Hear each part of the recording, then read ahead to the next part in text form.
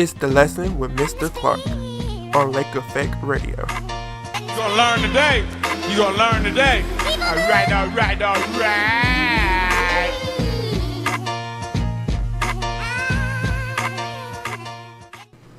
Half of one. Yeah. I'm trying to figure out how to help you. That's You neat. turn mine down. Help That me. one on the end. You Help We turn. me. so black right now. I swear to God. It's okay. I No, like turn being mine black. back up. That last one, turn it back up. It's called The Lesson. This was all pre-show stuff we could have did. Learning. Okay. Now I can't hear at all. Give me some more earphones, because y'all playing up in here. I didn't do anything. It wasn't my fault. I know that's Hello? mine. Hello? Hello? No. I can't hear. I can't hear. Hello. Nothing. What about now? No.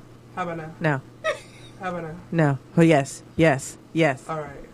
Sort of, yes. Okay. All right. Hello. Well, you guys. I was going to do pre-show idle chit-chat, but I think that worked for us. We done got a good 3 minutes already out the way between... CP time. See, I told y'all, we are true to the form of our home, okay? Oh, I So, thought that was something else. how y'all been? Miss E, I'm in the studio with Miss E. Cherie Yes, hello. and Miss G Girl. Hi. This is Mr. Clark, Mr. Clark, hey, what's up? and we're back. And we're back for another episode of The Lesson. We appreciate you stopping by to learn something with us. Now we can do pre-chit-chat. How y'all been doing? Y'all been cool? It's been a long week. It's been a very long week. It had, it has. It's been a slow news week. Slow. I just feel like I was in a vacuum You do. last week or something. Everything popped off last week. That's what it was. So it made this week seem like lackluster. I would agree. But it was a happy Easter for those of us who do celebrate Easter. Yeah. It was a Yes. happy It Easter. was happy. It was not. It was beautiful yesterday. I was just looking at y'all like, oh, everybody cute with their family photos. Everybody just took. I'm going to stop calling it Easter. I'm going to call it Family Photo Day. Y'all just need to crop Jesus in the background if y'all going to be that. Oh, so yesterday, I don't know if you follow. You on Twitter? Mm-hmm. So Black Twitter, I love it. Is that a real thing? It is. It is We a had very. that conversation. It is a legitimate department of Twitter. It I is. said, y'all go ahead. It is. They even had a Black Twitter bird at one point, like years ago. Are you serious? Yes, I used to have it as my little background. I had a Black Twitter bird. They had to distinguish between Black Twitter and Negro Twitter. What? Is that right? Seriously? Yes, and Negro Twitter was Little Bird, and he had on his cap and gown with his fist in the air. Wow. So- And then they toned it down a little bit? Yeah. Okay. But Black Twitter, they had a thing. Somebody started, because of course yesterday was Easter, so somebody started the version of Formation about Jesus. Talking about I'm back. You know how the thing goes? And it just took off from there. It was excellent. It was great. Miss Beyonce, she always finds a way to get into conversation because yesterday we were talking about formation, and so it was brought to my attention that maybe she's saying that we need information.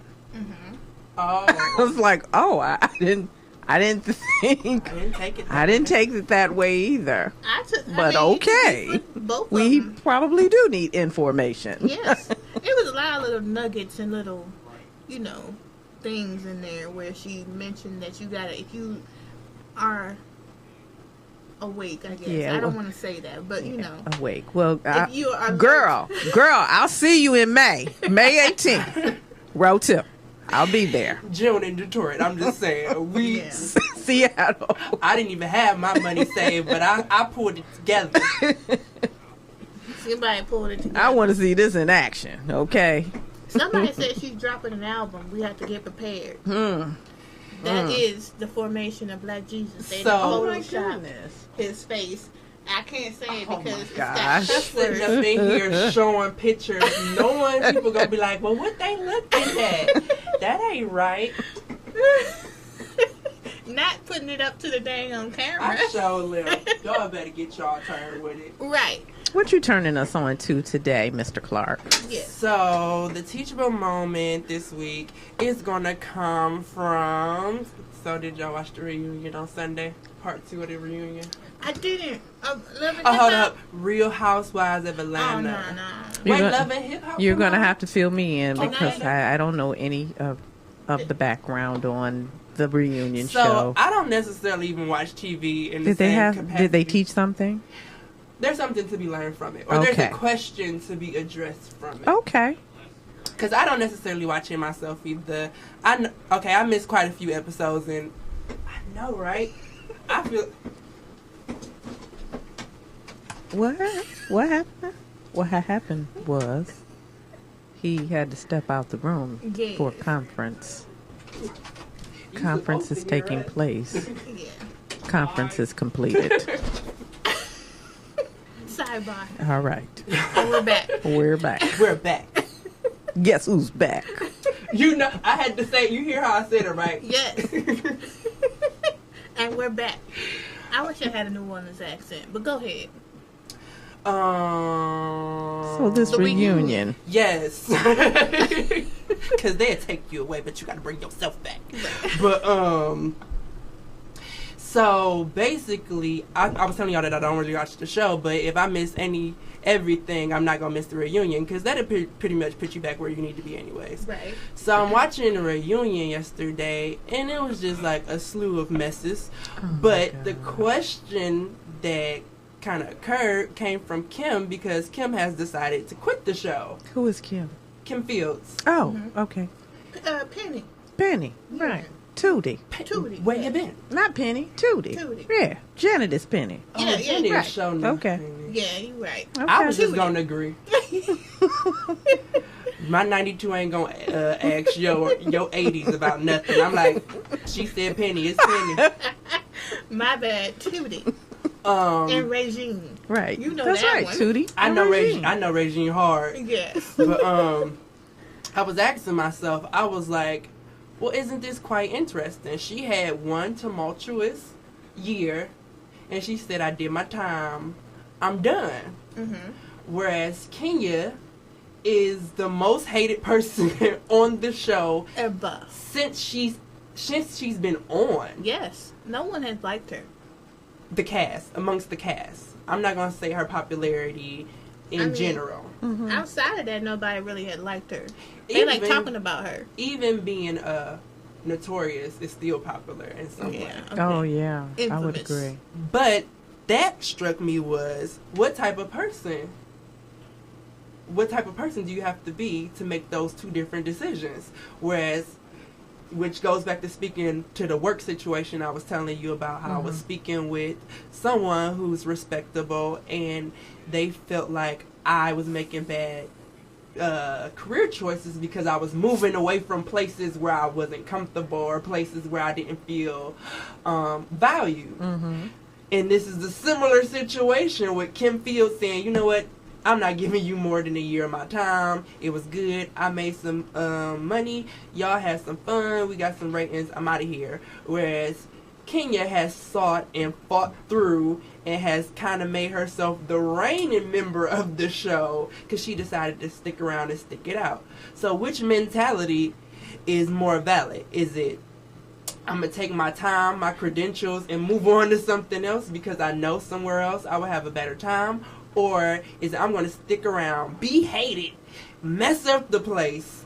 It depends on what your motivation is. Mm-hmm. It depends on what your motivation is, because if Kenya wants to be the queen, you know, she's going to have to topple the, I would say, current reigning queen of, Nene. that's correct, notoriousness, which is Nene. So she has to stay on, and she wants to capture that crown. You know, she's into crown capturing. Yeah. Okay, so that's part of who she is. Therefore, she's going to do what she has to do, and she's going to be as extra as she needs to be in order to, watch the throne. Mm-hmm. That's what she's trying to do. Now, Kim Fields, on the other hand, she, I've heard some other people in entertainment say they don't know why she decided to do that, because she way past that. Yeah. Mm-hmm. But like we was talking about Zoe Saldana, sometimes you need to work. Yeah. Sometimes you need to work. If you're a part of that type of industry where you need to have yourself out there for some FaceTime for something, then that's what you have to do. And that might have been, they approached her. It might have been her opportunity. She knew she could get in and get out quick. She made a little money, like you said, Mr. Clark, and she kept it moving. Because that right there, that didn't make her, nor will it break her. She's already made. Exactly. I think she did it like a job, and she saw it as a job and not a career. And when I say job, I mean, like, she took the millennial approach to something. You know how, Right. That's right. in the millennials, we go and we'll work a job for 2 years, maybe a year, whatever, get the experience under our belt, and then we're going to move on. Because that's not where we're going to stay. It's not going to make or break us. That's just going to make us that much more, I guess, knowledgeable or marketable. Yeah, you got some notches on your belt. Exactly. I like that. So, the millennial approach, Miss E. Cherie. I think that was her approach. That, get in, get out. I think somebody said... Hit it and quit it. Basically, she hit it and quit it. And I think her mother said something like to that effect that, if you're going to do this, you get in, you get out. Don't get sucked into something. So I like that she did it because I think that showed that she has strength behind her, that she doesn't get sucked into that mentality. She doesn't get sucked into those types of... She just did what she had to do with She used it for what she needed to use it for. It was her motivation. I always say, me, I always say when you find them in some different places that they are, it might be about some money. So she did it for what she needed to do it for. Why don't... Okay, because I'm trying to tie that situation in with employment, of course, for millennials. And I was advised that, okay, that's not the appropriate attitude to have towards the situation. How old was that person giving you that advice? How old was she? She's probably in her mid-30s.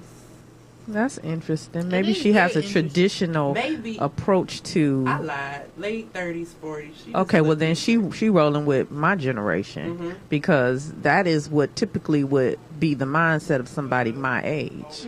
That you don't do that. You stay at your job. You stay there for as long as you are supposed to stay there and do that job. Get your ink pen at the end of those 30 years. You should be happy. And that is not what the deal is in this current situation. Y'all laughing at me. No. No, go ahead. No, I'm sorry. That's not what's up. Yeah. I feel it.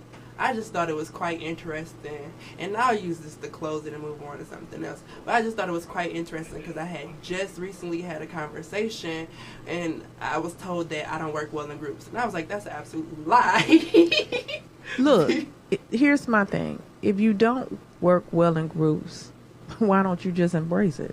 I'm just saying if you don't. I'm not even saying it. I'm just saying, I'm saying it to say I felt like it was a lie.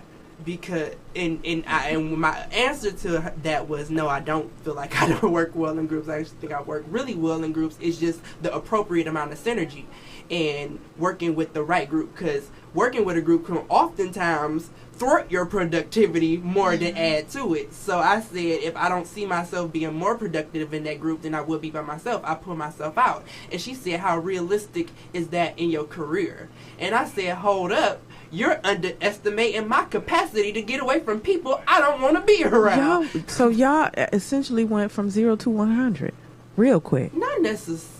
No, I didn't say all that. No? I didn't say it in those words, but I said it's something to that effect.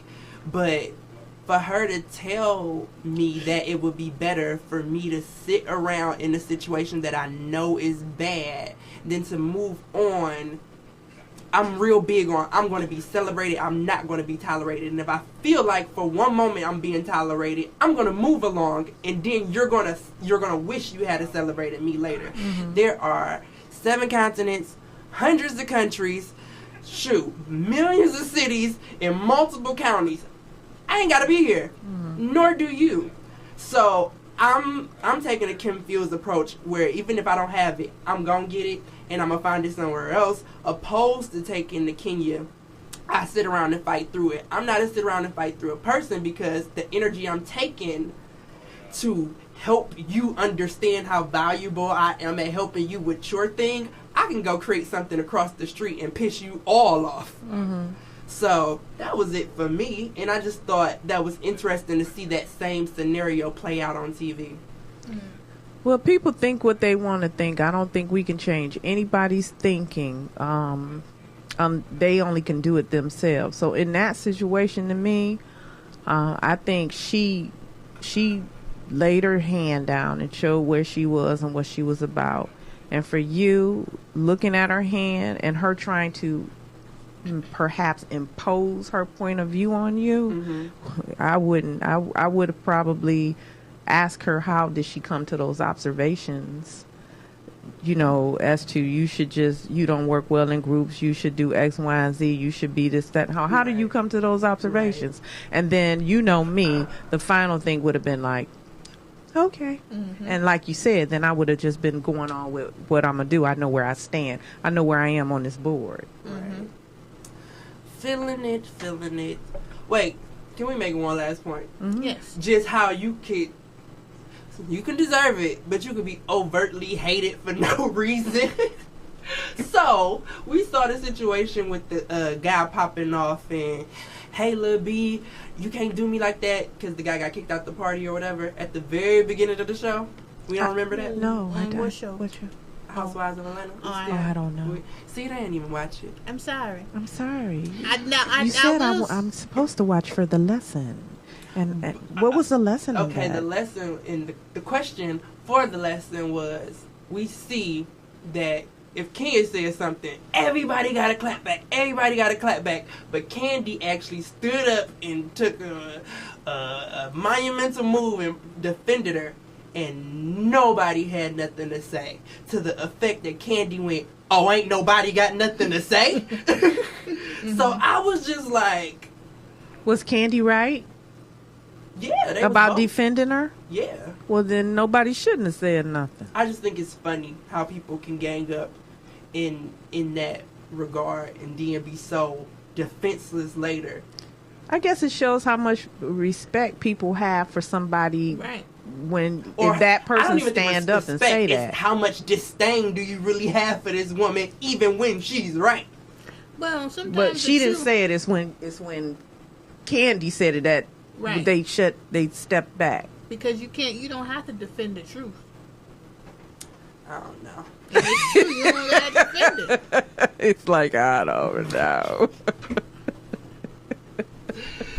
That's our background noise that just walked in. They need attention, that's what that is. We got bored.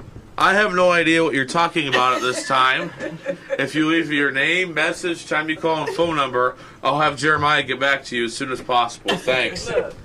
Drop the mic, walk out the door. Would you like to invite pizzas with that? Nothing. We're going to take a musical break because that is the end of Teachable Moments, and we'll be right back with financial literacy, where we're going to talk about financial literacy. Yeah.